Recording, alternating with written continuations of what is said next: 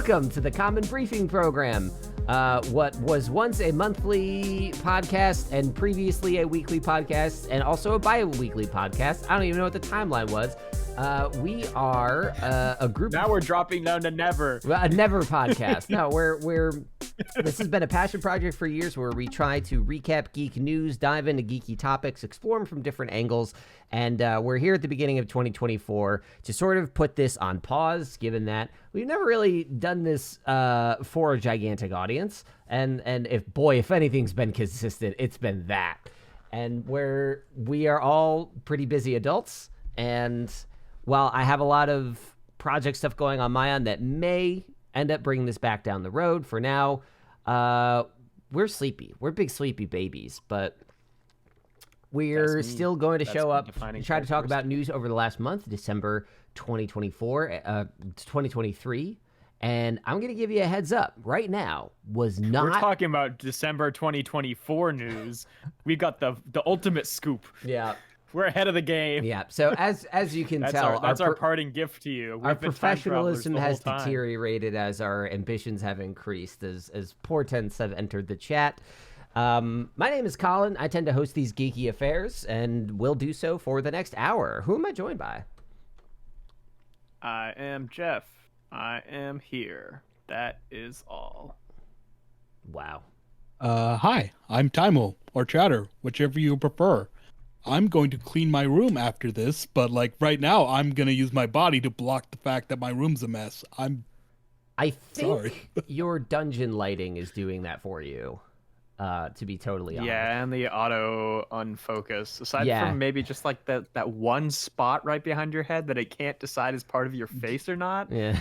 That doesn't make any fucking just sense. blinking in and out. Well, no, if I lower my arm, you can see a little bit, and it's that's more than I want the world to see. So you're just going to be sitting like this. Hey, you can see my bare ass bed behind me, which actually my bed is usually made and nice for this.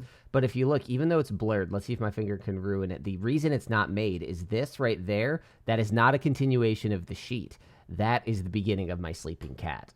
So, so that's where I'm coming from. It's got fucking ripped ass cushions. Ripped ass cushions. We're all nasty boys here. We are nasty boys. Here's the thing. I did invest pretty recently in a green screen that mounts on the back of my chair for game streaming purposes, and it works pretty well. It's pretty cool.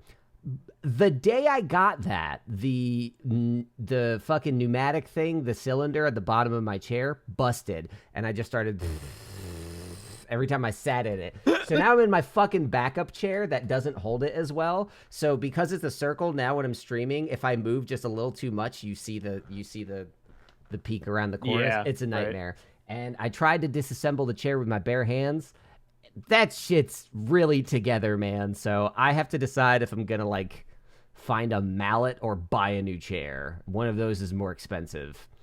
So so suffice it to say, my situation, as it were, is going to look better going forward. But right now, you get to see an unmade bed and a fuzzy blob of cat. Fuzzy in many going respects. Forward. We're stopping after this.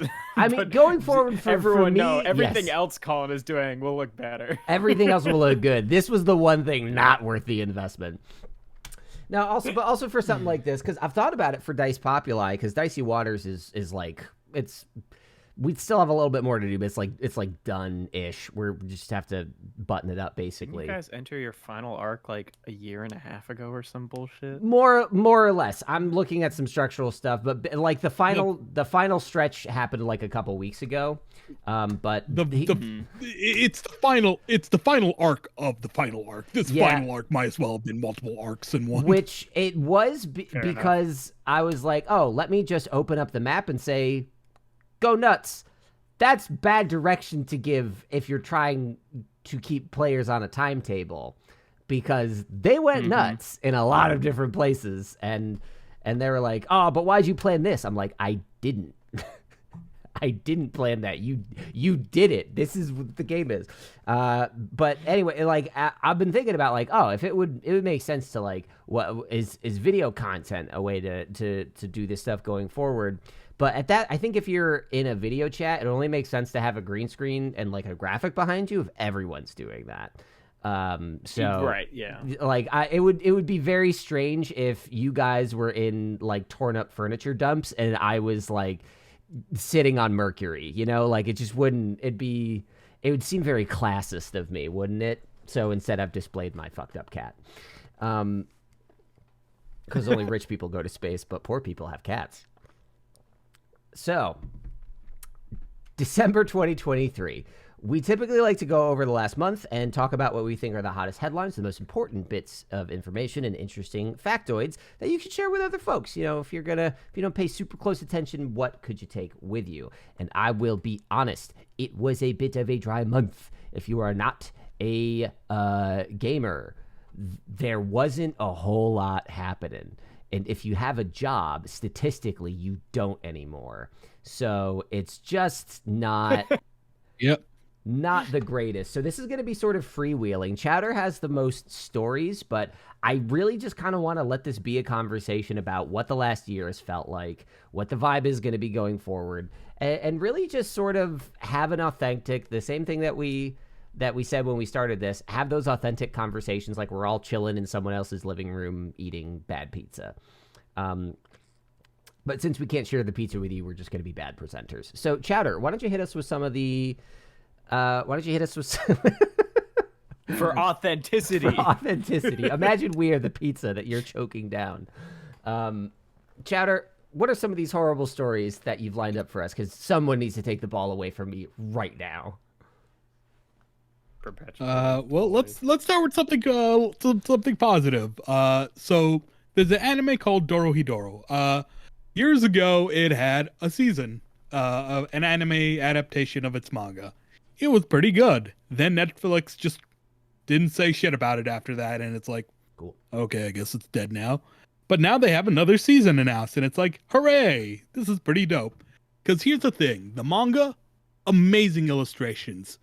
But it's also, like,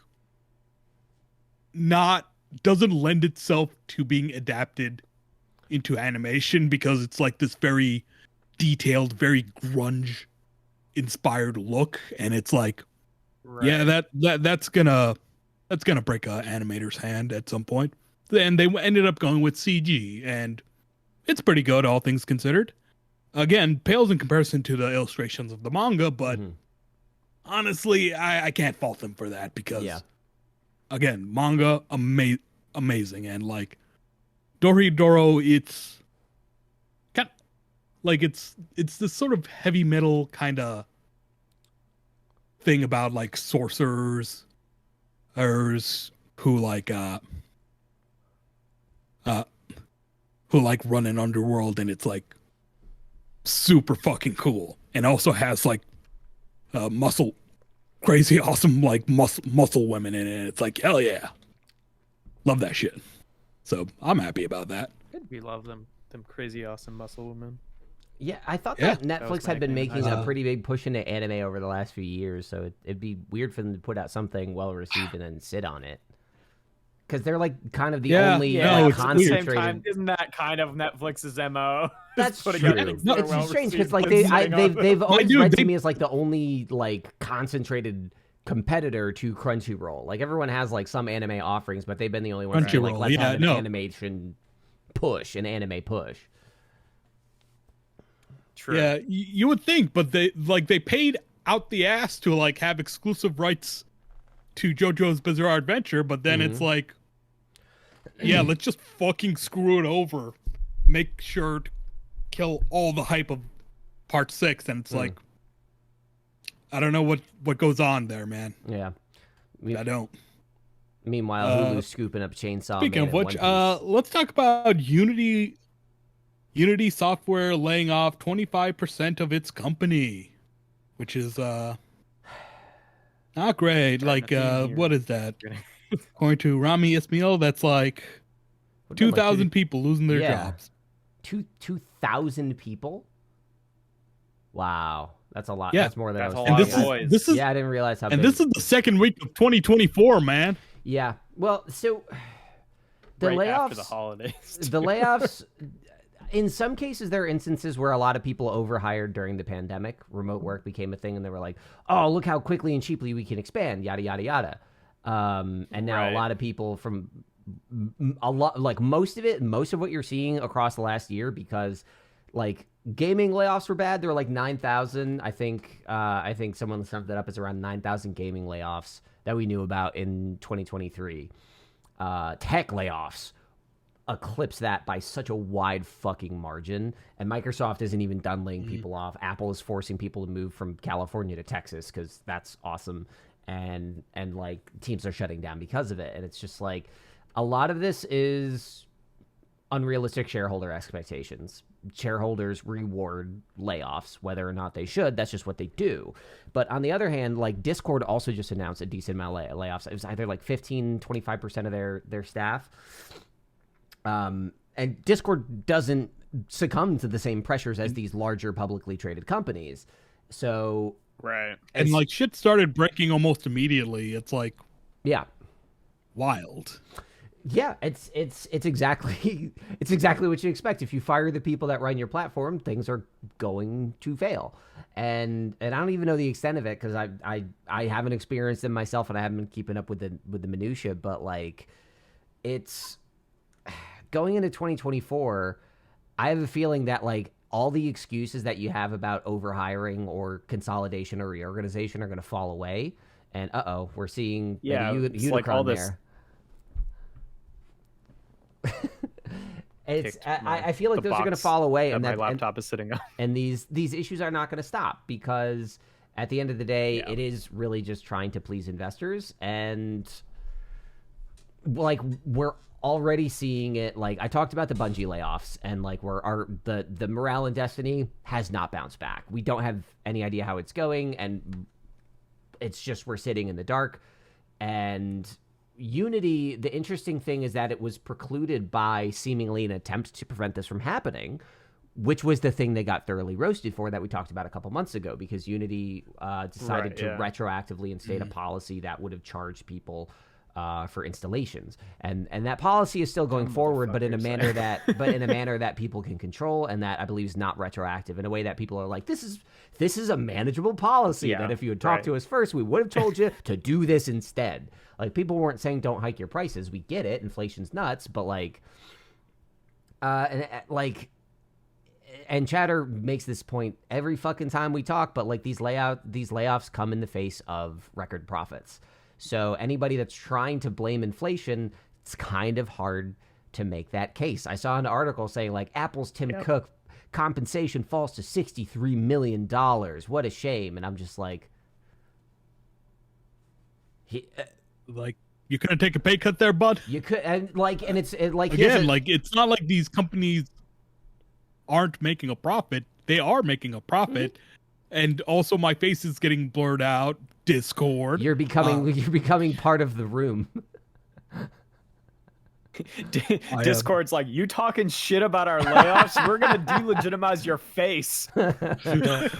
I'm in your walls. Well, I'm in my walls, but still, I'm in my walls. Anyways, it's like, no, they're making money. They're just not making all of the money all of the time forever. Mm-hmm. That's literally it. Yep. So the Unity layoffs are probably the least surprising. Things keep getting more and more expensive. It's like, where's all that money going with, like, you know, the way inflation works and everything like that? It's like, I don't know. Maybe it's like fucking 1% of the people in the world just keep getting extremely and unnecessarily more wealthy year after year. Yeah. Crazy. And there's nothing we can do about it. You know, like, it's just too difficult to make any changes. Of course, we can, like, pass a bill, get past Congress to sell weapons to Israel so that they can continue their genocide of Palestine, but you know, it's bleak. It's bleak on just about every front, to the point where it's a lot of times the language people will use to cover these things is like, they can't blame it on a recession, because by all accounts we are not in a recession. We have, on paper, a very strong economy. There are some huge issues with it, but generally it's performing pretty well. People are spending more money. Gross GDP is up. All these buzzwords that I probably couldn't define if you asked me to.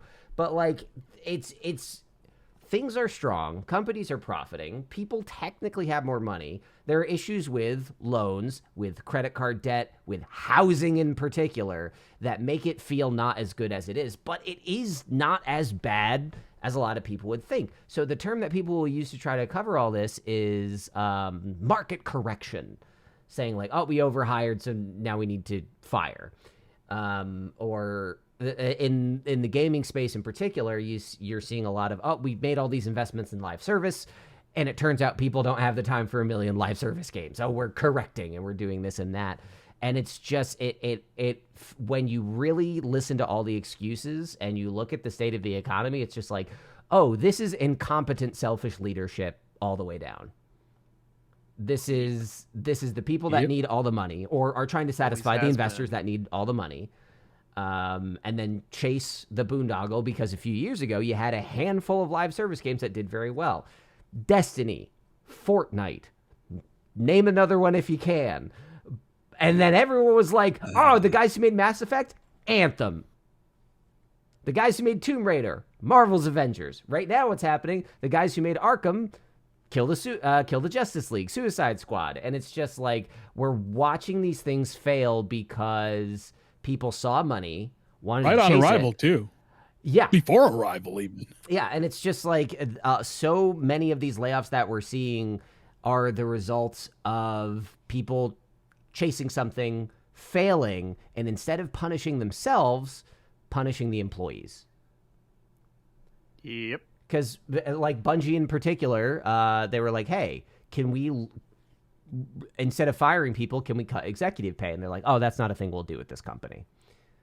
And, like, if you look it up, Bungie doesn't, like, have an exorbitant we'll multiplier. Only make them make more, ever. Exactly. And it's just, it recalls the instance of the Wii U. When the Wii U failed, the president of Nintendo at the time said, I'm going to take a 50% pay cut because we decided to do the Wii U, and it's not performing. Not just the president, Satoru Iwata, but, like, also other high-ranking people in the company. So it's like, this like, shouldn't be a rare thing. Our choice between one person who's already fabulously wealthy, just making less money this year, and a lot of people losing their livelihood. Yeah, and the explanation for executives being compensated so much is like, we have to make difficult decisions. We also have to bear the risk, because if something happens, the idea is that if something happens to the company under your leadership, you're the one that takes the blame. Except okay, never. Then what consequences are you facing? Because with the exception of John Riccitello, who got fired from Unity, and then I laid everyone off everywhere. But it's really hard to be the one who does all the layoffs. Yeah, exactly. And it's so disingenuous. And it's like, you know what? I propose this as the policy. When you have to do layoffs, you let the employee get one kick in the crotch, one kick in the balls to you. They can go as hard as they want. Are you part of the statistical improbability that the CEO of your company is not a cis male? Okay, staple some balls on there and then kick them. I mean, getting kicked in the cooch is gonna hurt. yeah, but if you put a couple little metal dingles in the middle, it's gonna hurt even more. People, I think that's functionally the same. Yeah. Either way, you don't have a pelvis anymore. You're right. But yeah, it's just one of those things where, like, it's so easy to look at the layoffs and despair. It's also really easy to look at it with a bunch of hand-wavy excuses, but so many of those excuses all crumble under scrutiny to reveal that there is a lack of accountability for the people making the decisions, and that's kind of it. The buck stops with them, but they just keep hitting all their employees with the buck. Like, it's pretty consistent, and in the case of Unity, doesn't even matter if, like, the buck did stop. Like, you could succeed and still get fucked.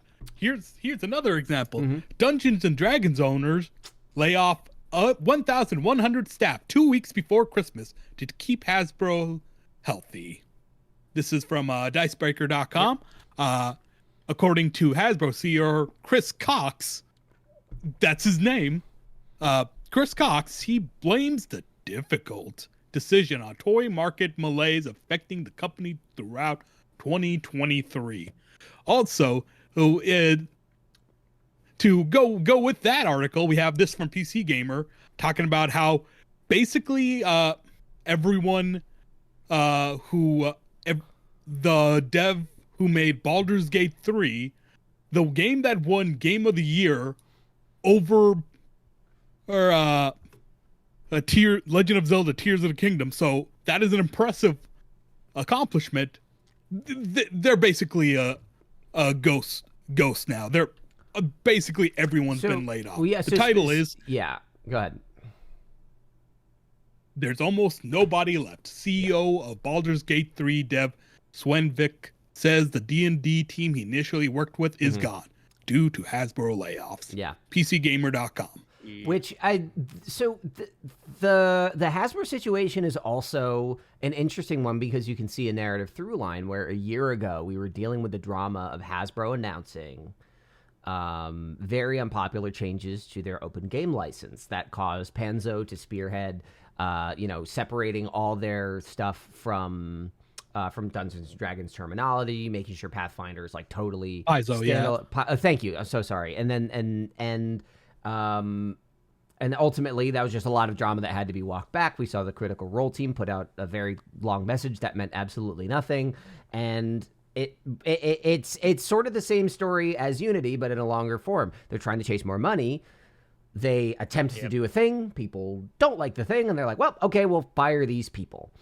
Jeff, I mean, a lot of that over the past couple years. You talk about Transformers and HasLab and Hasbro quite a bit, like toy market malaise. Like, is there anything that you can point to here that would like enrich the story? Because without knowing how they've been performing, it just kind of sounds like everything else. We have that. I think it was last month that we talked about how like several HasLab items were like popped back up on limited numbers because they were closing a bunch of warehouses in Rhode Island, which was due to the same kind of wave of layoffs and things like that. But I mean, as far as I can tell, I mean, it's kind of hard to evaluate it fully because like, Transformers is one of the bigger, brands that Hasbro has, but seems like their sales are pretty good and have been kind of, going up steadily for the last few years. In terms of, but I mean, like, there's also all that nonsense that happened with Magic the Gathering, like a year or two ago with, them like reprinting a bunch of old cards and just like putting out so much new content that people were getting exhausted from it and couldn't keep up. Yeah. And Magic the Gathering is like one of Hasbro's top like earning things. So it's all kind of I don't have a lot to add. That we I was just curious if anything was like really standout, because you're keyed in enough that like whenever something big happens, you have a finger on the pulse, and it's just it's without access to like all the raw sales numbers, because obviously they provide things on their quarterly earning calls. It's hard to know exactly where they're coming from, but it's just so many of the instances we've seen layoffs accompany record profits, record revenue, record everything. And I also wonder if this is like some backlash, because like their CAO, I think it was last year, forget his name, he died. He was the one before Cox, whatever his first name is, but Brian Goldner, is that his name? Let me see. Hasbro CEO. It's Chris. Yeah, Chris Cox at the moment, like he said. Goldner. Yeah, Brian Goldner. Yep. Brian Goldner. Yeah. So he died in 2021. So I don't know if this is still like, I don't know if that had like a huge effect on it, because it feels like it's been a couple of years since then, but it's probably just like the way the market has been changing. But yeah, because I mean, admittedly, I don't know. I mean, like the way that like the toy market has been moving in the direction of like being more focused towards adult collectors for a while, just because kids are like less and less into toys like every year. But there's not been any huge significant jumps in that over the past like year or two. So. And at that point, it seems strange to blame it on the toy market when there's a much more obvious explanation. Larian is done working on Baldur's Gate. Chowder, do you know if there's going to be any DLC for it? I haven't heard anything about it. I haven't heard anything. No, they've been talking a lot about how it's probably not anymore now that they're dead. Yeah, But, well, Larian's not dead. Keep in mind, this is the team that Hasbro had to liaise with Larian, the developer. Larian's already working on a different game, and we don't know if that game has any ties to D&D. I would assume not. The easy explanation would simply be this team isn't doing the thing they did anymore.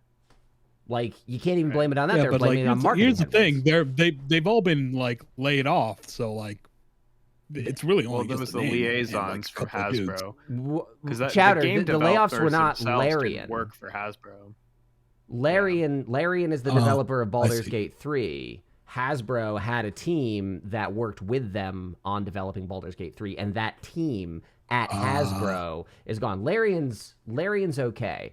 There are plenty of instances of game developers putting something out and immediately shuttering. But Larian's already working on their next game. They're riding high. Larian's okay. Okay. Yeah, Larian's fine. But Hasbro, like, it's strange to me that they say, "Hey, toy sales did bad, so we have to fire our D&D consulting team." It's like, okay, D&D does not rely on the sale of toys. How vertically integrated is everything? And also, you could just say they're not working on Baldur's Gate 3 anymore, so we dissolve the team. That doesn't feel good either, but that is a more reasonable answer of there isn't the job. Not we're taking away the job to save money, but it's just not a job anymore. And it's just, again, every single excuse and explanation I look at for a layoff just points in the same direction. Take it outside tech. The fucking Boeing nonsense that's happening. Like, oh, yep, you hired a money guy, you cut corners, and now your planes are falling apart mid-flight. It's just the chase of endless. Oh yeah, I saw a video of that. That was. Yeah. It's just it's horrifying. Yeah. So if I don't come back from my vacation, it's because I forgot to pack a parachute. Yeah, you know what they call endless growth? Cancer. That's not a good thing generally. Yeah, that's a good point. And it's you even see it in like how people talk about like, oh, what happens if we have a population decline? So many of those people, I feel like the concern is not what's going on with the population of a planet that's already wildly overpopulated, but also, I think it's just like, well, if people have fewer kids now, there won't be as many people to sell to in 30 years, and then we're going to have market problems. And it's like, maybe just endless growth is not the thing.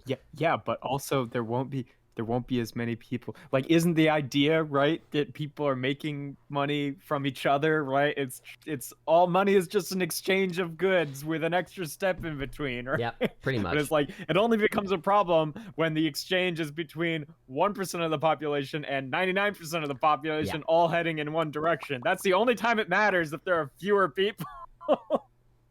Anyway.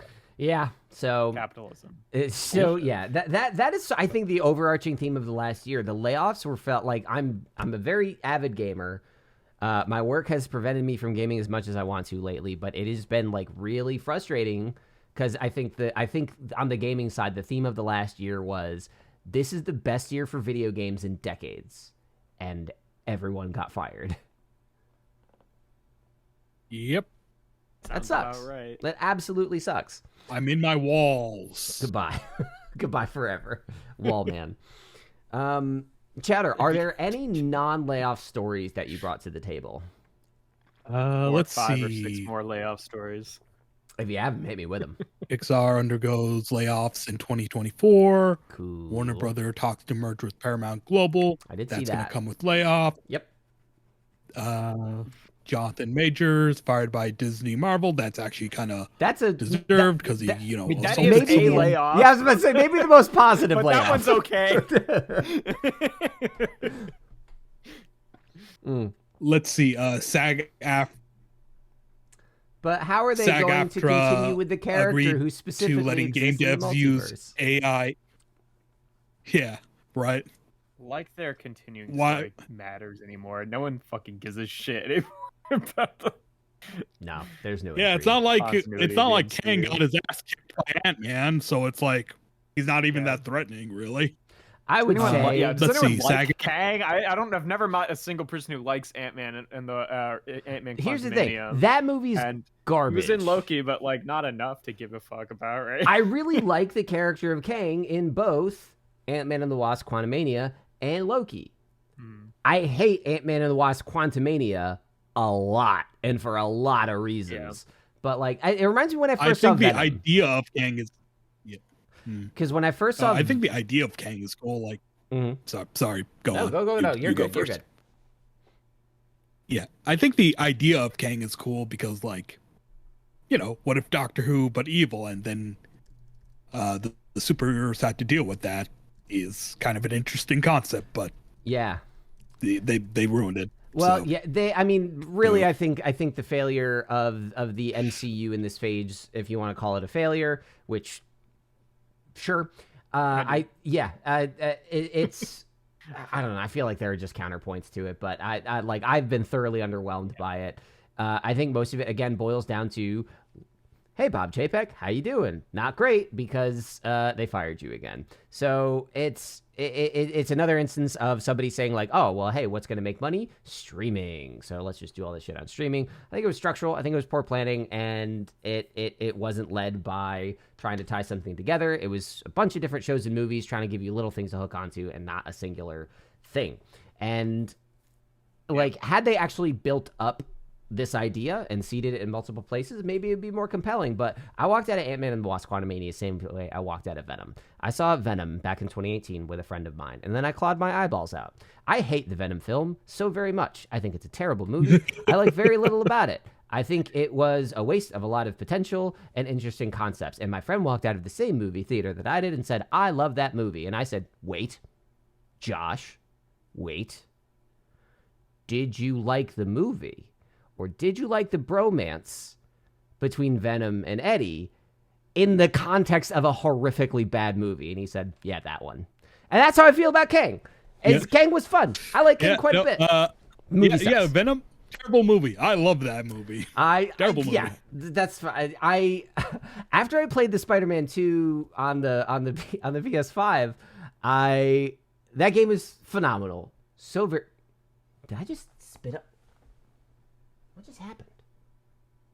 Did I spit on my camera? What was it? Did you just spit on your fucking camera lens, Colin? But it was so small. Is that the level of nasty boy energy that we've reached today? Well, after I remember I was like, I'm never going to watch Venom 2. I hate that movie so much. And then I beat the Spider-Man game, and the Venom in that game was so very, very good. Spider-Man 2 on the PlayStation, excellent game. And that's another fucking thing. That is something I can talk about this with Insomniac, but excellent game. I finished it, and I was like, I want more Venom in my life. I'm going to put on Venom 2 and hope it's better than the first one. And it was just so shitty. It was just so bad. But they doubled down on the Tom Hardy Venom romance. So yeah. I'm satisfied. Yeah, exactly. So. For the people that are just there for that, I can't blame them. But I made the mistake of expecting a story. I still haven't seen Venom 1, but I've seen Venom 2 twice now. Not because I liked it. Venom 2 is better in that it is more consistently entertaining, but it feels like each scene is a Quibi. Like, it feels like each scene is like an isolated fucking, it has that energy. Like a little, like, we just need to get the plot from A to B in these 10 seconds and then move to the next plot advancement. Like, it's all plot, no story. That movie is a disaster to me. Also, there's just like a woman with fucking screaming powers in it, and they don't. Again, like, you don't need to know about why that is. A version of that character is in the Spider-Man 2 game with also very little setup. And in that context, it was extremely compelling because it was grounded in a story that was good. Well, yeah. Because, I mean, also, like, I feel like if you're in a larger universe where you have a bunch of wacky people running around, right, you can just toss some people in there and be like, we're not going to explain it. But in the Venom movies, right, hasn't everything been symbiotes except for that person? Like, yeah, they're just like, well, right, because there is a hypothetical Spider-Man somewhere, potentially, but we'll never say it out Spider-Man, loud. as far as we know, because... He's not even a Spider-Man as far as we know in that universe. Nope. Like, he went to another universe and saw Spider-Man. Spider-Man or, like, heard about him. Yeah. And that's the whole ass thing. This does lead to, so before I talk about the same universe as Morbius? We don't know technically. Yet. We'll find out with the eventual Sinister Six movie. It's still happening?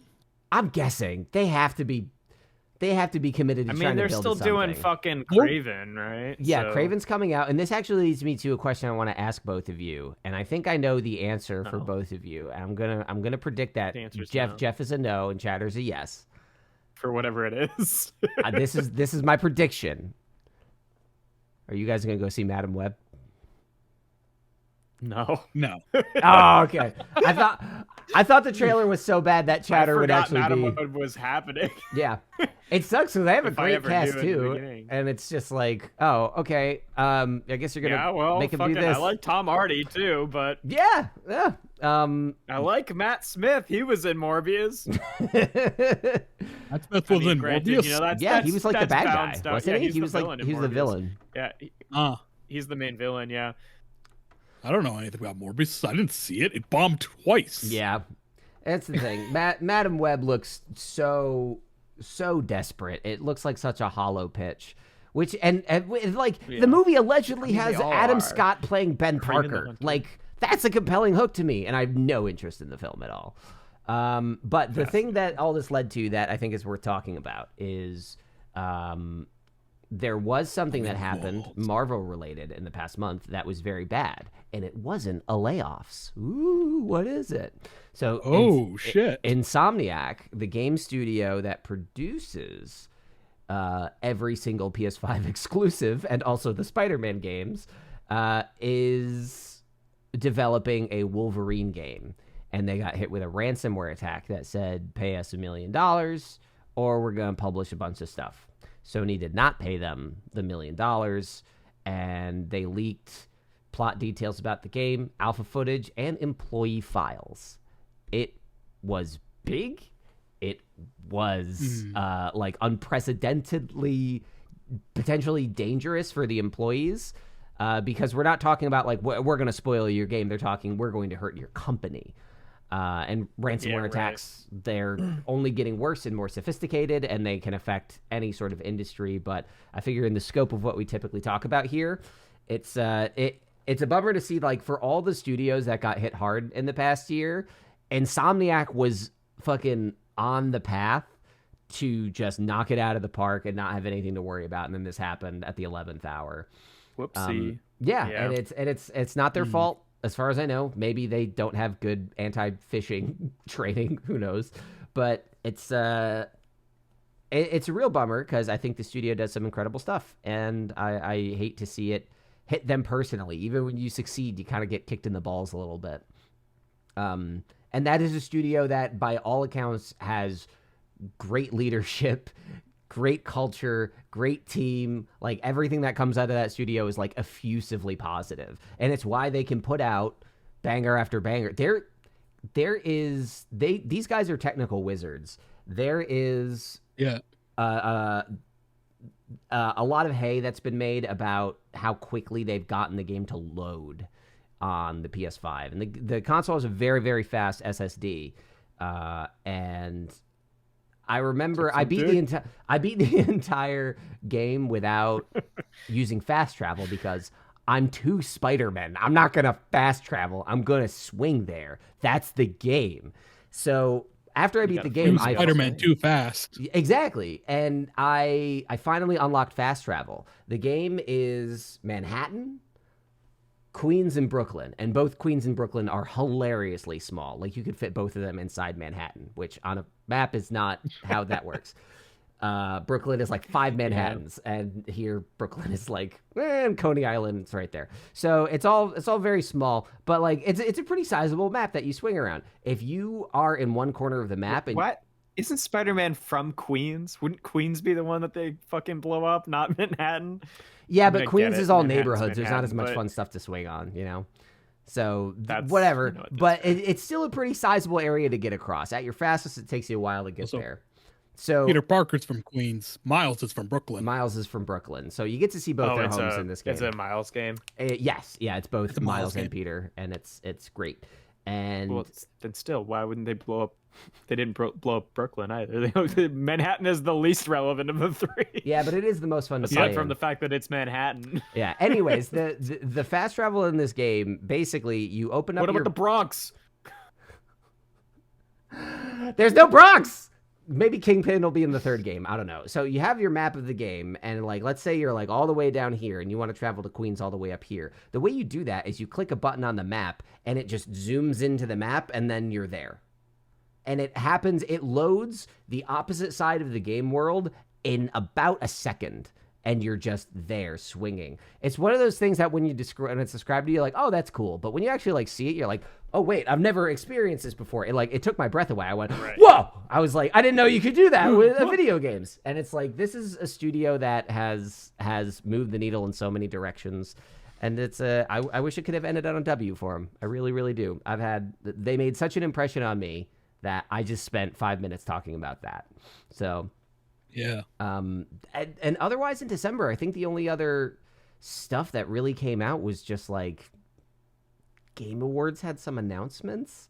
I can't think of anything. I can't think of big movie announcements. We got some clarification on what Marvel's going to be doing with their movies going forward.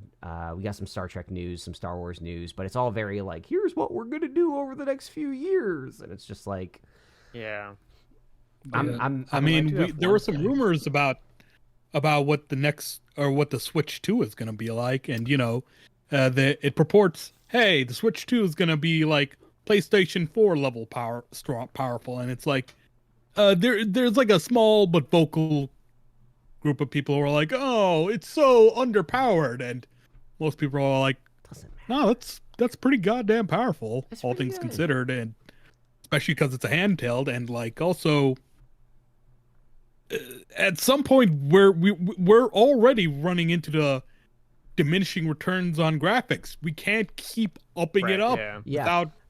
And a lot of times, one, stop mattering, and two, getting too expensive. Yeah, it's getting too expensive. It takes too long. And here's the thing: I love a graphical showcase. I really do. I love when a game is just like so fucking vivid that I could just be there. Sometimes it's fun to play a game just because it looks nice, and like it doesn't have the staying power as something that is like as super fun to play, but I think there's value in games that really push the envelope. But it's just like the pressure that places on the artists to say, okay, you need to quadruple the detail of everything, and then the engineers to say, let's make it work. Insomniac is one of those few companies that can pull it off, and the rest, it's just, I mean, why do you think these games, even that game, took 5 years to put out, and they were building on stuff that was already there?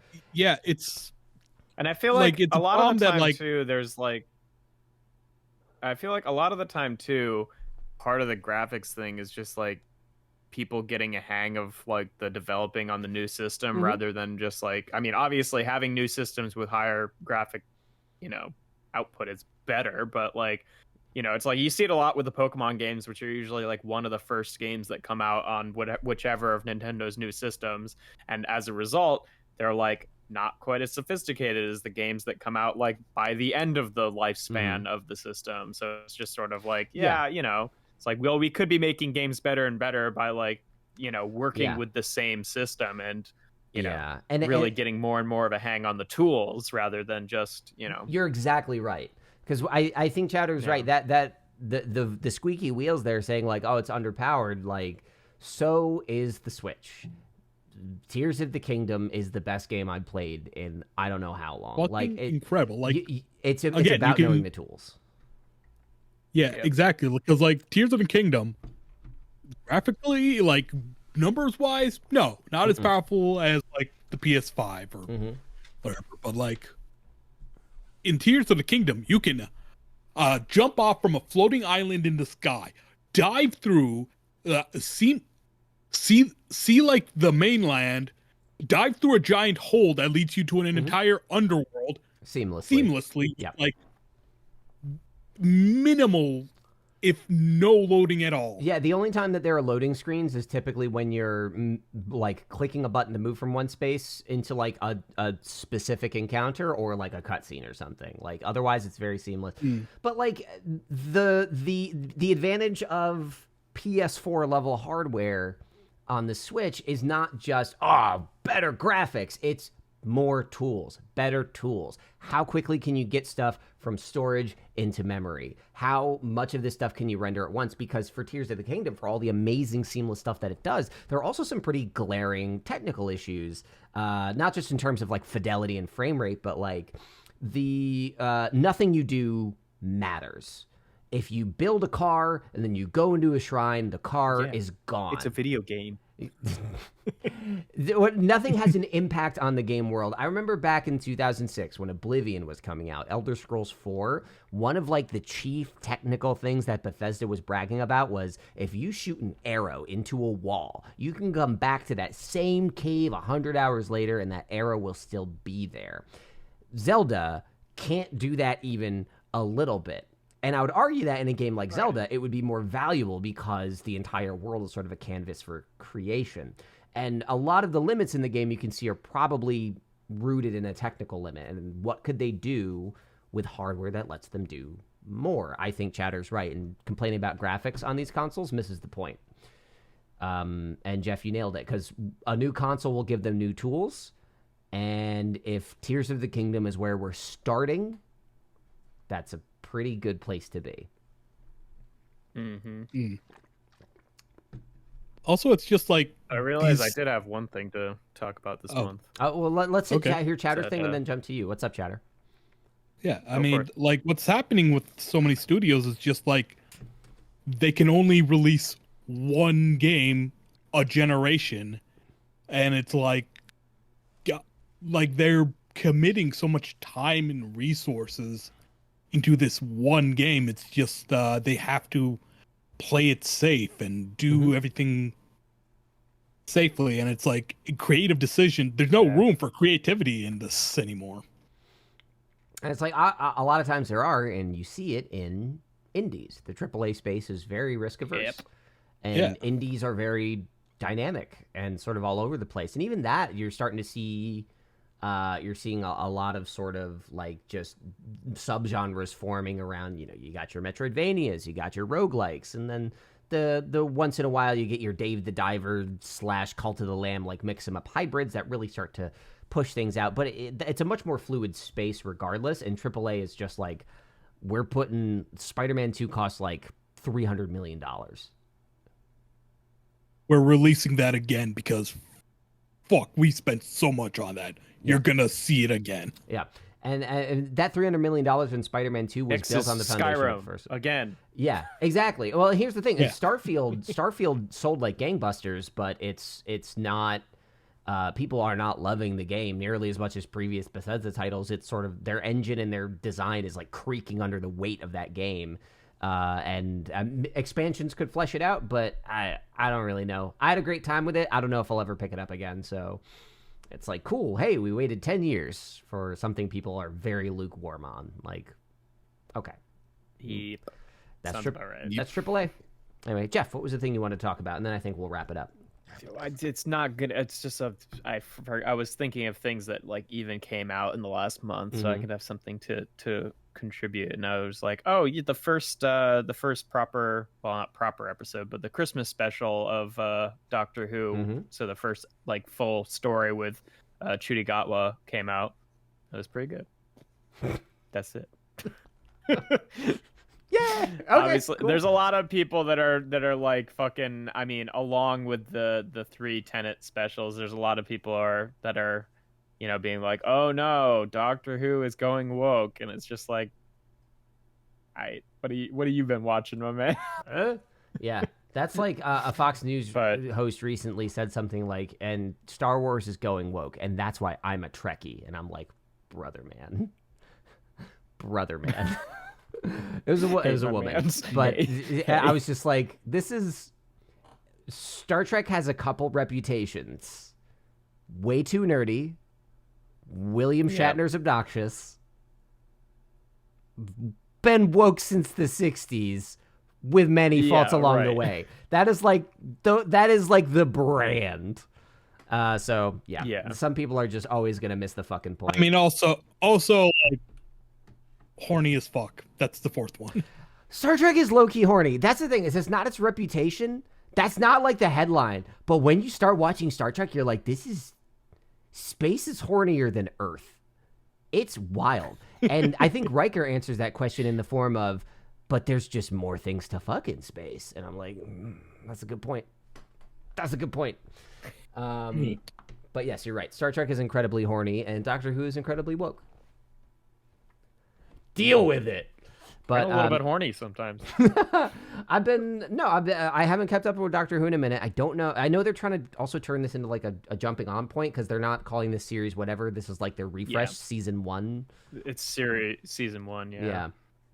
Yeah. But that's not. I don't think that's like the actual first episodes of the series 1 with Chudagawa. I don't think that's coming out till I want to say April May or May or something like that. Yeah. But, I don't know. We'll see. It's got a me to the longer point where wait I've than I'd considered like, jumping back in, which is a hurdle in and of itself.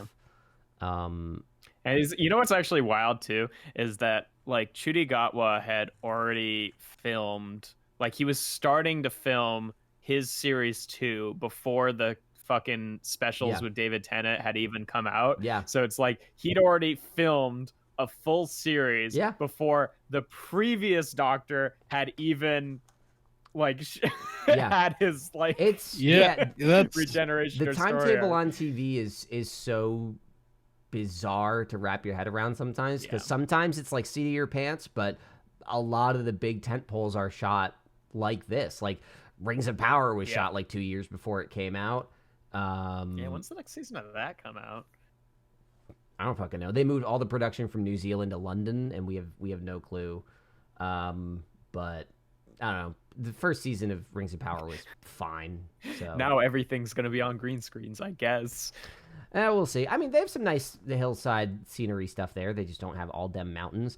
And like, to be fair, in New Zealand, they shot maybe 2 episodes in the mountains. And there was one scene where I was like, oh, I'm really glad they shot it in the mountains. And the rest of it, they were in the woods. And I was like, oh, okay. Yeah, right. Yeah. Okay, that's fine. Maybe not worth the money to get everyone down there. But yeah, wow, fucking, what was I going to say? It was Bernard Cribbins. I remember seeing that he was in the thing. And I'm like, didn't he die 2 years ago? And he was supposed to show up in the 3rd special of like David Tennant's thing, but his the scene that he shows up in, like in the at the end of the 2nd episode, he died like very shortly after filming that. So that was the only thing that they actually filmed with him. Yeah, so sad because he sticks, that was like 2 years ago. Yeah, he sticks out in my brain as like a really indelible part of just even that one season of the show, from when I watched it, and seeing him come back pretty much. So it's really wild. I mean, on the TV front, what else happened? Our Flag Means Death somehow got canceled. Yep. So, did it really? Which, I mean, if you watch season 2, Flag Means Death got canceled. It ends very well. Like, there's no good. If you're gonna end it fell off somewhere, of it. but I was I was watching it weekly for a while, and then I just kind of stopped. So I'll have to catch up on season 2 at some point. Yeah. We also found out our What We Do in the Shadows is only going to get one more season. So we're in a turnover. A lot of the staples. We had a lot of staples end last year. I think in the same week we lost like Barry, Succession, and Maisel within like 3 days, and I was just like, that's bananas. Like, a lot of shit ended all at once. So I'm interested to see how the landscape looks as the streamers continue to push profitability, raise prices, and calling it out. Ezra Miller Cinematic Universe. Pass.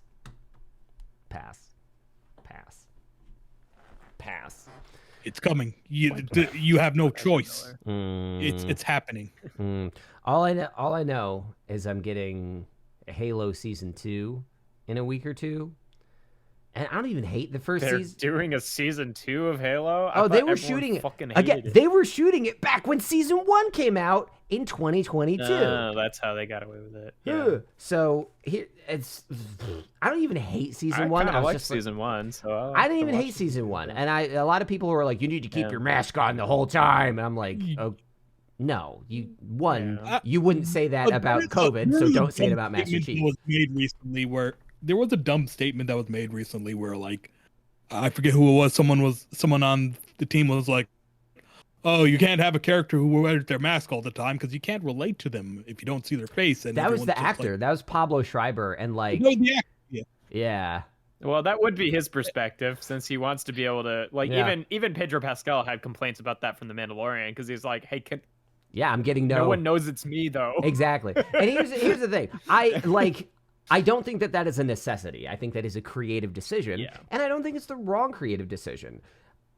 I think the show made a lot of other bad creative decisions where basically, like, by the end of it, I didn't think it, like, it's fine. It's just, I was so underwhelmed by the end because we had stuff that felt out of character, not to the games, but to me, to the show. And then the big climactic battle was a not convincing CG set piece that looked kind of like a very skilled animator produced for his own YouTube channel. It's like, this is what I would do with a Halo show. Yeah. And then they forgot to make the Halo show itself produce it. They were just like, oh yeah, let's take that. That's just the vibe I got from it, which is maybe not a fair assessment, but yeah, man, those gears turn slowly. Yeah. I wish that there was a more cohesive theme to everything that we talked about, aside from the fact that the leadership of our favorite industries are bleeding the integrity from those industries. But that is the perception. And what else is new? That is the perception that's out there. I'm still going to be invested in it, but it's tough. It's tough because like, I've had the fortune of working on some things. We all know people that do more work on more of these things, and it's just like, to Pablo Schreiber's point, when you can see the face, you can connect with them a bit more. So, like, we know what the personal toll can be, and it's one of those things where, like, psychologically, like, if you say too much, if you say a number that's too big, people dissociate from it. Like, you know, a big component of, like, Holocaust denial is like 6 million people died. It's really hard to imagine 6 million people, so you don't engage with the idea, and that. So, I mean, like, people aren't like 9/11. Okay, people aren't like 9/11, but like 3,000 people died on 9/11, like, and you saw still like 9/11. People are still like 9/11. Yep. But a lot of it is more about how it happened and stuff like that. Not it didn't happen because, hey man, look at the Friends theme song between seasons. Something's different. It's pretty notable. All I know is I've played one Spider-Man game with the Twin Towers and many games without them. So it's just one of those things where it's really hard to connect. Did you know that scale.